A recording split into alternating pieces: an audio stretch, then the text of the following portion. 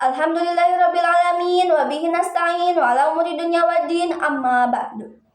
Bapak Ibu kepala sekolah anu kusim kuring dihormati, Bapak Ibu guru sekolah anu kusim kuring dihormati, oge rerencangan anu kusim kuring dibanggakeun. Puji sareng syukur urang sanggakeun ka Allah Subhanahu wa taala anu Maha Ghafur, anu parantos maparin nikmat anu teu kaitang. Shalawat sareng salam urang sanggakeun ka junjungan Nabi Muhammad sallallahu alaihi wasallam. Anu mana parantos ngalungsurkeun cahaya keimanan ka umatna, pamugi urang sadayana kalebet umat anu kenging syafaat di yaumil akhir nanti. Amin ya rabbal alamin. Dina kesempatan ieu sim kuring bade ngadugikeun di antara singet ngeunaan neangan ilmu minangka jalmi muslim. Neangan ilmu nyaeta kawajiban sagala hal anu dilakukeun ngeunaan ilmu. Lamun teu ngagunakeun ilmu maka sagala anu dilakukeun teh sia-sia.